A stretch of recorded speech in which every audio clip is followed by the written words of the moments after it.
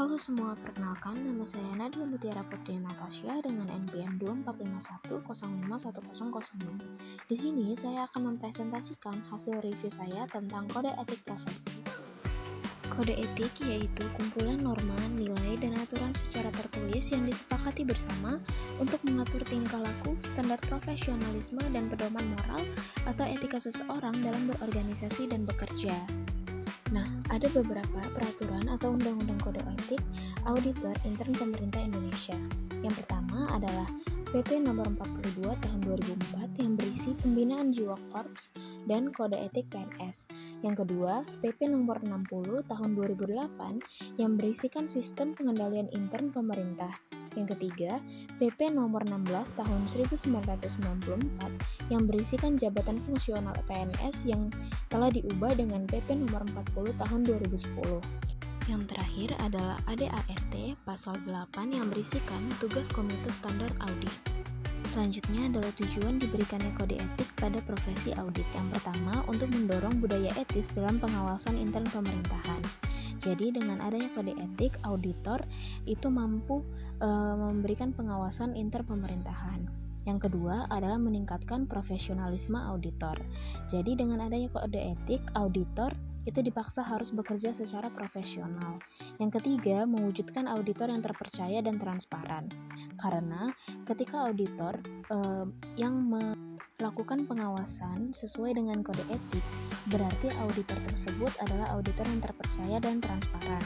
Dan yang terakhir adalah mencegah perilaku yang tidak etis dan memastikan akuntabilitas pada setiap pengawasan. Selanjutnya adalah prinsip kode etik auditor. Yang pertama adalah integritas. Integritas berisikan dengan kejujuran dan hubungan yang adil. Yang kedua adalah objektivitas, berisikan kejujuran intelektual tanpa adanya konflik kepentingan. Dan yang ketiga adalah kerahasiaan, yang berisikan menghormati informasi dan tidak mengungkapkan tanpa izin. Yang keempat, kompetensi, yang berisikan pengetahuan dan keterampilan dalam pengawasan intern. Yang kelima, akuntabilitas, yang berisikan pertanggungjawaban profesional atas kinerja dan tindakan kepada pihak yang berwenang. Dan yang terakhir adalah profesional, atau seseorang yang memiliki keahlian dalam suatu bidang sehingga dapat melakukan suatu pekerjaan tersebut dengan sempurna. Selanjutnya adalah bentuk sanksi pelanggaran. Yang pertama adalah pelanggaran yang ringan. Bentuk sanksinya adalah teguran tertulis. Yang kedua adalah pelanggaran sedang. Bentuk sanksinya adalah usulan pemberhentian dari tim pengawasan. Dan yang ketiga adalah pelanggaran yang berat. Bentuk sanksinya adalah tidak diberikannya penugasan pengawasan selama jangka waktu tertentu. Selanjutnya ada beberapa prinsip etika profesional akuntan yang telah dikeluarkan oleh IAI pada Kongres ke-7 tahun 1998. Yang pertama adalah tanggung jawab profesi. Tanggung jawab profesi berarti adanya pertimbangan moral dan profesional dalam setiap aktivitasnya. Yang kedua adalah kepentingan umum, yang berarti bertindak dalam pelayanan umum, menghormati kepercayaan orang. Dan yang ketiga adalah integritas, yang berarti mampu bersikap jujur, apa adanya, adil, dan lugas. Dan yang keempat adalah objektivitas, yang berarti bersikap tidak memihak karena menjunjung kebebasan seseorang. Dan yang kelima adalah kompetensi dan kehati-hatian, yang berarti menjaga pengetahuan atau keahlian profesional. Yang keenam, kerahasiaan, yang berarti mampu bersikap tidak mudah menyebarluaskan dan menjaga rahasia atas apapun.